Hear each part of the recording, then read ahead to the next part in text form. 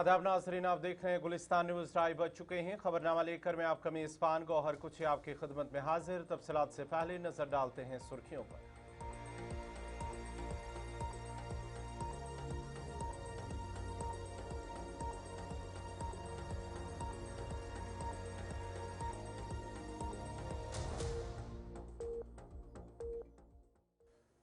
और पेश है खबरों की तफसील। सबसे पहले बड़ी खबर ईरान से आ रही है, जहां पर ईरान ने दावा किया है कि मुल्क के वस्ती सूबे अस्फहान के जनूबी इलाके में एक अमरीकी फौजी तैयारी को मार गिराया गया है। बड़ी और अहम खबर आपको बताते चले कि ईरान की जानिब से दावा किया जा रहा है कि अस्फहान के इलाके के अंदर अमरीकी तैयारा मार गिराया गया है। अमरीकी फौजी तैयारी को मार गिराने का दावा ईरानी पासदारानी इनकलाब की जानिब से किया जा रहा है। IRGC की जानिब से कहा जा रहा है कि यह तैयारा एक सर्च एंड रेस्क्यू मिशन का हिस्सा था, जो इस अमरीकी पायलट की तलाश में मसरूफ था, जिसका लड़ाका तैयारा चंद रोज कबल ईरान में गिरकर तबाह हो गया था। ईरानी मीडिया का कहना है कि इस कार्रवाई में दुश्मन के तैयारे को निशाना बनाकर तबाह किया गया था और ये तस्वीरें सोशल मीडिया पर उन्होंने वायरल कर दी हैं। जिन तैयारों को जिनमें बताया जा रहा है कि दो जो ब्लैक हॉक है और एक C-130 तैयारा, जिसे मार गिराने का दावा किया जा रहा है। और रिपोर्ट में ये दावा किया गया है कि मार गिराया गया तैयारा C-130 ट्रांसपोर्ट तैयारा था, जो अमरीकी कार्रवाइयों को सपोर्ट कर रहा था। दूसरी जानिब अमरीकी हुक्काम की तरफ से इस दावे की ताहाल तस्दीक नहीं की गई है। अमरीकी सदर ने इससे कबल ऐलान किया था कि ईरान में गिरने वाले F-15 तैयारे के दौरान अमले को कामयाबी से रेस्क्यू कर लिया गया है। माहिरीन के मुताबिक ये वाकया खित्ते में जारी कशीदगी में मजीद इजाफे का सबब बन सकता है, जहां ईरान और अमरीका के दरमियान फिजाई झड़पों की इतलात भी सामने आ रही है।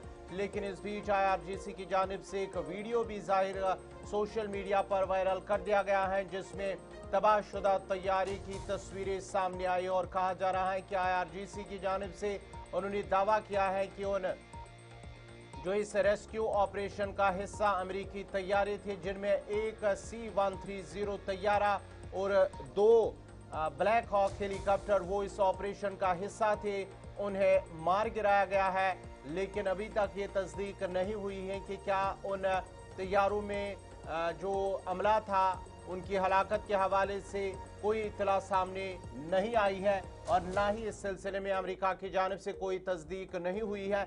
लेकिन अमेरिका ने इससे कबल इस हवाले से एक दावा किया था कि जो उनका जो अमला था, जो मिसिंग था ईरान के अंदर, जिससे ईरान ने दावा किया था कि F-15 तैयारी को मार गिराया गया था और जो पायलट और दीगर जो अमला था उन्हें वहां से रेस्क्यू करने का अमेरिका ने दावा किया था।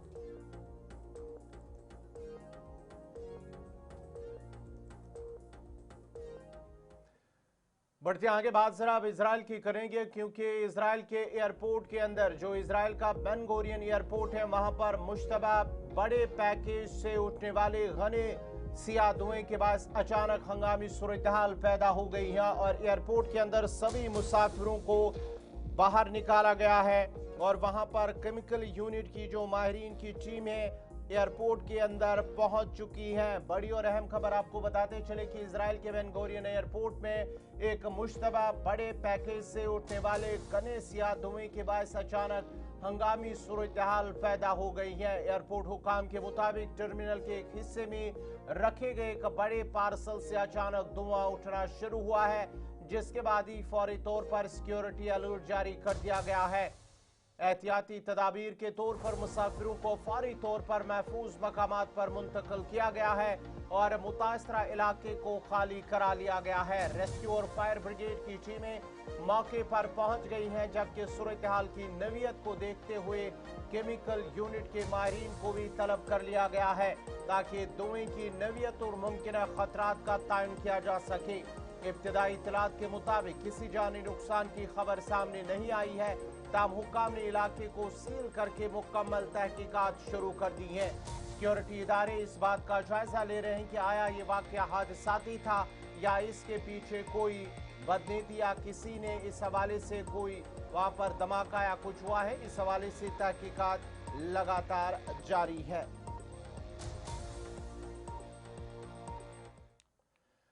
बढ़ते आगे बात जरा अब पाकिस्तान और ईरान की करें, क्योंकि ईरान के वजीर खारजा अब्बास अरागची ने पाकिस्तान के अपने हम मनसब वजीर खारजा इसहाक डार से टेलीफोनिक रब्ता किया है और टेलीफोन पर अहम गुफ्तगू करते हुए खत्ते की मौजूदा सूरत हाल, कशीदा जो सूरत हाल है उस पर तबादुल ख्याल किया गया है। रिपोर्ट के मुताबिक अब्बास अरागची का कहना था कि खत्ते में जारी बदअमनी और कशीदगी के जिम्मेदार अमरीका और इजराइल हैं, जिनकी पॉलिसियों ने सूरत हाल को मजीद पेचीदा बना दिया है। उन्होंने इस अज़म का अदा किया कि ईरान अपनी खुद मुख्तारी और इलाकाई सालमियत के दिफा के लिए हर मुमकिन इकदाम जारी रखेगा और किसी भी दबाव को कबूल नहीं करेगा। दूसरी जानिब पाकिस्तानी वज़ीर खारजा इसहाक डार ने हालिया कशीदगी पर तशवीश का इजहार करते हुए फरीकीन पर जोर दिया है कि वो मुज़ाकरात के जरिए मसले का हल तलाश करे। उन्होंने कहा है कि पाकिस्तान खत्ते में अमन इस्तेहकाम के लिए मुसलसल सफारती कोशिशें जारी रखेगा। ज़राए के मुताबिक दोनों रहनुमाओं ने इस बात पर इत्तेफाक किया कि मौजूदा सूरत हाल में राबतों और मशावरात का सिलसिला जारी रखना नहायत ज़रूरी है ताकि कशीदगी को कम किया जा सके। इधर डोनाल्ड ट्रंप ने ईरान को पेर तक अपना हरमुज खोलने की यानी कि कल तक अपना हरमुज खोलने की मोहलत देते हुए खबरदार किया कि बसूरत दीगर सख्त कार्रवाई की जाएगी। वाज़ह है कि अपना हरमुज आलमी तिजारत के लिए एक अहम गुजरगाह है और यहाँ कशीदगी के असरात पूरी दुनिया पर मुरतब हो सकते हैं।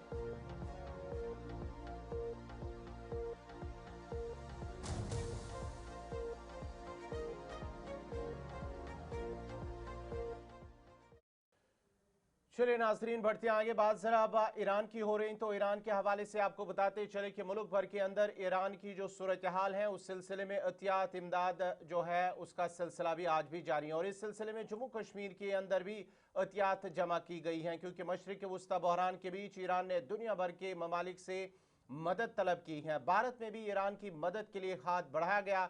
जम्मू कश्मीर से जेवरात, सोना, चांदी, माल मवेशी, गाड़ियां और कैश भी जमा किए गए हैं। अब आपको बताते चले ग्राफिक्स के जरिए आपको समझाते हैं कि ईरान जंग के हवाले से ईरान में हमलों से इंफ्रास्ट्रक्चर को काफी ज्यादा नुकसान पहुंचा है, तबाह हुआ है और शहरी मुतासर भी हुए हैं और हजारों लोग जख्मी हुए हैं। अस्पतालों पर शदीद दबाव भी बना है और हजारों लोगों की मौत भी हुई है इस कशीदगी के दौरान। मार्च 1995 से ईरान पर सख्त बैनुल-अक़वामी अमरीकी पाबंदियां आयद है और इसके अलावा कोई मुल्क ईरान के साथ तिजारत या माली लेन देन नहीं कर सकेगा, क्योंकि ईरान पर जो आलमी पाबंदियां आयद कर रखी गई है।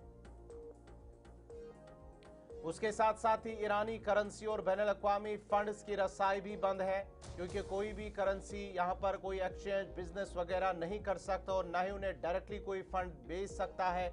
मशरिक वस्ता बहरान ईरान के लिए दुनिया भर के ममालिक में इमदाद जमा की गई है और इस सिलसिले में जम्मू कश्मीर के अंदर भी जो है इमदाद जमा की गई है।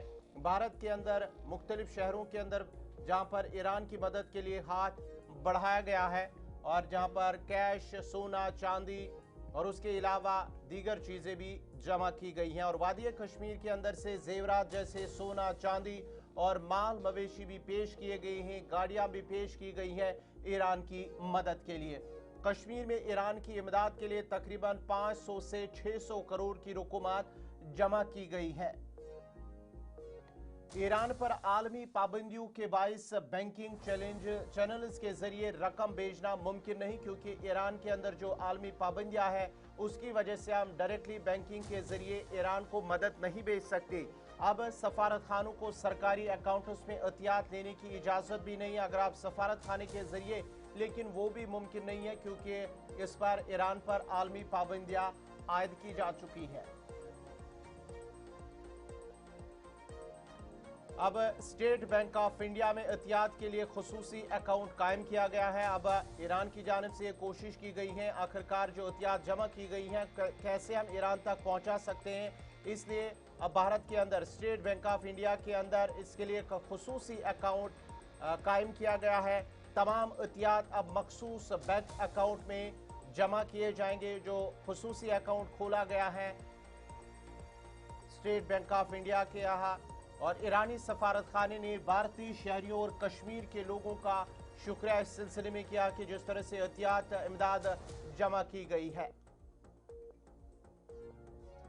और हुकूमत सिर्फ बुनियादी और अहम ज़रूरतों के लिए मुख्तस की गई है। अब डायरेक्टली जो पैसा है वो नहीं वहाँ पर भेजे जा सकते। अब भारत के अंदर ही वो जितनी भी ज़रूरी चीज़ें हैं उन्हें यहाँ पर ख़रीद सकते हैं, जिनमें अद्वियात है। और ये फैसला किया गया है कपड़े हैं, अद्वियात हैं, वो बेच सकते हैं। कपड़े अशिया ज़रूरिया ख़रीद कर ईरान भेजने की तजवीज़ रखी गई है। अब जो रकूमात जमा हुई है उससे यहाँ कपड़े ज़रूरी सामान ख़रीद कर एड के ज़रिए अब ईरान को मुंतकिल किया जा सकता है। पाबंदियों के बीच जमा शुदा माल की शफाफियत और अब जिम्मेदार कौन है? जो भी अब जमा किया गया है, क्या ये इसमें ट्रांसपेरेंसी है, शफाफियत है कि जितना जमा हुआ है वो सारा रकम ईरान को भेजा जा सकता है? क्या कोई बीच में कोई ऐसा नहीं कि वो ये रकम जो जमा की गई है वो अपने ऊपर खर्च करेगा या अपने जो उनके साथी होंगे? अब कश्मीर के अंदर जो जेवरात है, मवेशी जमा किए गए हैं, जाने के बाद अब खरीद व फरोख्त और बोली की जिम्मेदारी किस पर होगी? जो जम्मू कश्मीर के अंदर जो गाड़ियां जमा की गई हैं या माल मवेशी जमा किए गए हैं, अब इस पर बोली लगेगी। अब क्या ये सही तरीके से शफाफ तरीके से इसमें बोली लगेगी?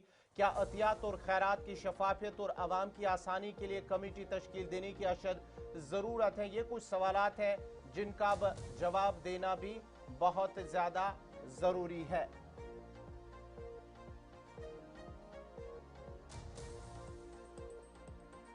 क्या आइंदा हुकूमती सतह पर हुकूमत की निगरानी में कमेटी तश्कील देने की ज़रूरत है? क्योंकि जो एहतियात जमा हुए हैं उनकी जो बोली और दीगर जितनी भी चीज़ें हैं अब उससे कैसे खर्च किए जाएंगे? क्या आइंदा हुकूमती सतह पर हुकूमत की निगरानी में कमेटी तश्कील देने की ज़रूरत है? ये भी एक सवाल है जिसका जवाब बहुत ज़्यादा ज़रूरी है। तो ये हवाले से ईरान के हवाले से जो इमदाद जम्मू कश्मीर के साथ साथ मुल्क के दीगर हिस्सों के अंदर जमा की गई है, अब कैसे जो जमा शुदा रुकूमात है कैसे अब वो ईरान भेजी जाएगी? अब ज़रा बढ़ते हैं आगे, बात ज़रा अब जम्मू कश्मीर की करेंगे क्योंकि जम्मू कश्मीर के मौसम के हवाले से बात करेंगे। वादी कश्मीर के अंदर मौसम ने एक बार फिर करवट ली है। मैदानी इलाकों में वक्फे वक्फे से बारिशों का सिलसिला जारी है जिसके बायस दर्ज हरारत में नुमाया कमी वाक़या हुई है। दूसरी जानब सयाहती मकाम गुलमर्ग के अफरवट और कोंगडोरी जैसे बालाई इलाकों में मुसलसल बर्फबारी रिकॉर्ड की जा रही है। ताज़ा बर्फबारी के बायस पहाड़ों ने सफ़ेद चादर ओढ़ ली है जिससे कुदरती हुस्न में मजीद इजाफा हो गया है। महकमे मौसमियात के मुताबिक आइंदा 24 घंटों के दौरान भी वादी के कई इलाकों में बारिश और बाला इलाकों में बर्फबारी का इम्कान है, बरकरार रहने का इम्कान है। बर्फबारी और बारिशों के बाद सर्दी की शिद्दत में इजाफा हुआ है जबकि सयाहों की बड़ी तादाद गुलमर्ग का रुख कर रही है ताकि इस दिलकश मौसम से लुत्फानंदोज हो सके। इंतजामिया ने मुसाफिरों और सयाहों को एहतियात बरतने और मौसमी सूरत हाल के पेश नज़र गैर ज़रूरी सफ़र से गुरेज करने की हिदायत दी है।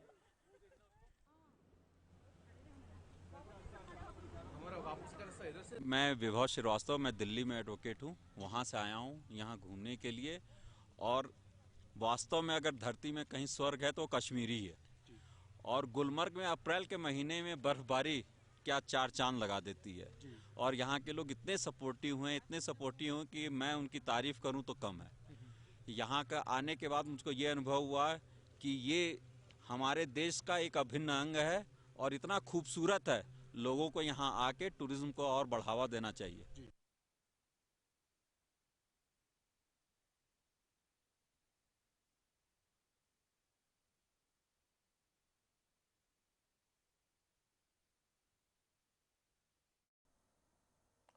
नाज़रीन, खबरनामा जारी रहेगा, यहाँ पे छोटा सा तिजारती वक्फा।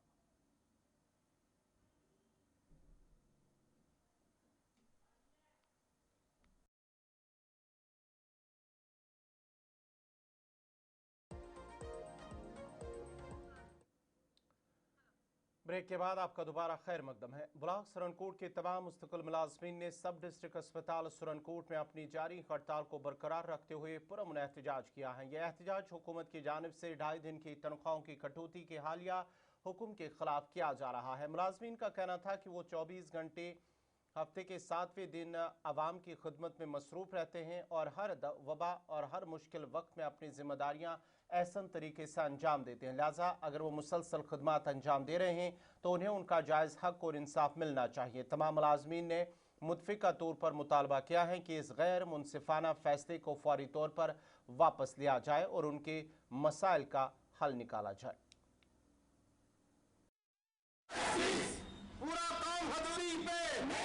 पिछले कई दिनों से ये एहतजाज चल रहा है। गवर्नमेंट से हमारी एक ही अपील है कि हमारी जो 2.5 दिन की सैलरी है उसको रिलीज़ किया जाए और गवर्नमेंट ने अभी तक इस पे कोई गौर खोज नहीं किया।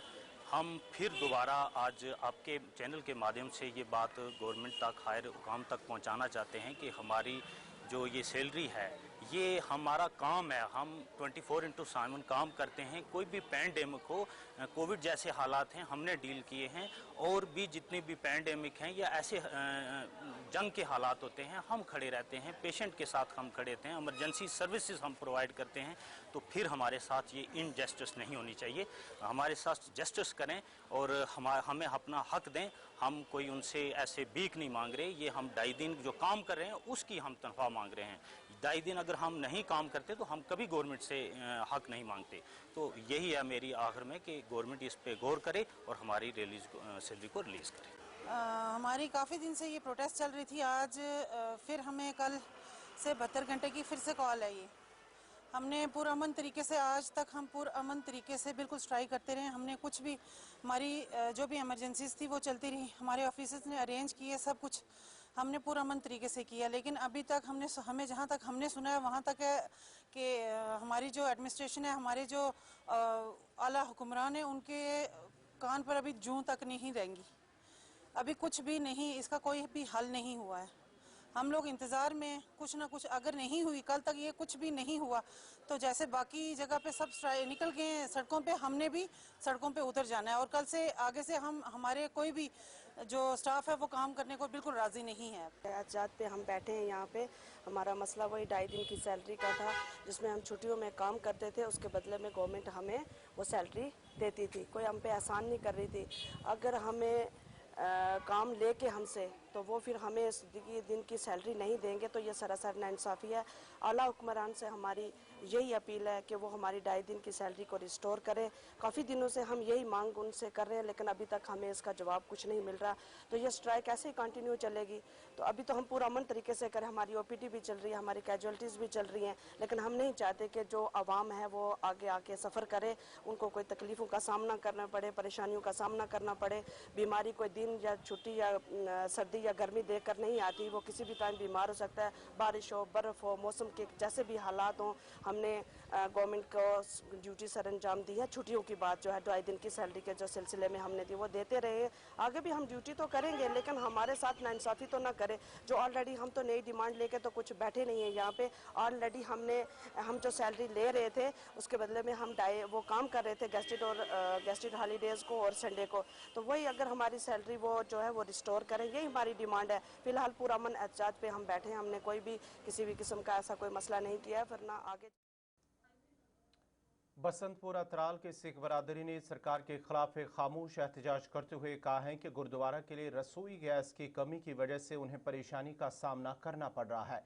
उनका कहना था कि बैसाखी का त्यौहार आने वाला है, जिसको मद्देनजर रखते हुए गैस दस्तियाब रखना चाहिए ताकि उन्हें कोई परेशानी ना हो। उनका मजीद कहना था कि बुकिंग के बावजूद भी उनको गुरुद्वारा के लिए गैस नहीं मिल रहा है, जो बकौले उनके सरासर नाइंसाफ़ी है। मकामी लोगों ने इंतजामिया से अपील की है कि गुरुद्वारों के लिए कम से कम 4 गैस सिलेंडर फराम किए जाए ताकि बैसाखी के त्यौहार पर उन्हें किसी किस्म की परेशानी का सामना ना करना पड़े।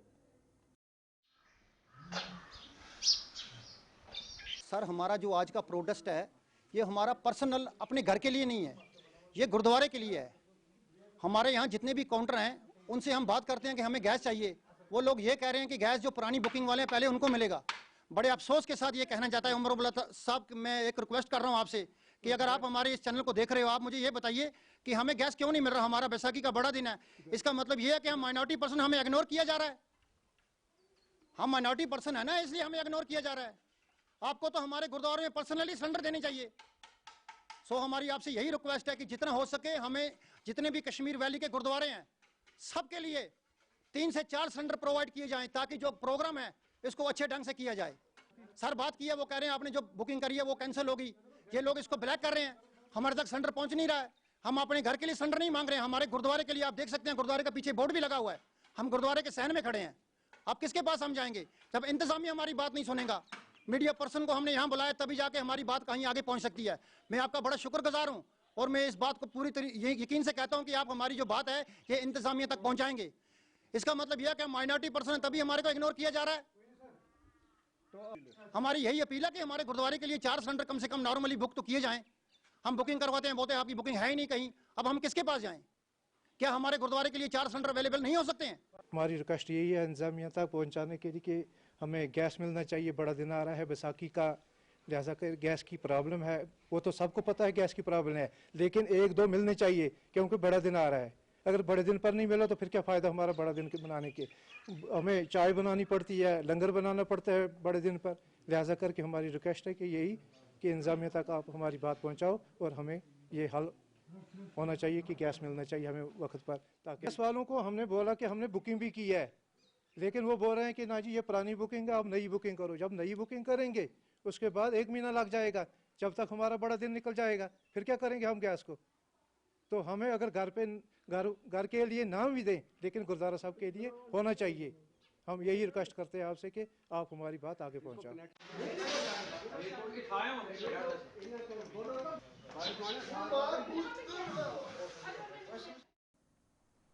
नाज़रीन, इसी के साथ ही खबरनामा इख्तिताम पज़ीर हुआ चाहता है। अपने मेज़बान गौहर कुछे को इजाज़त दीजिए। अल्लाह हाफ़िज़।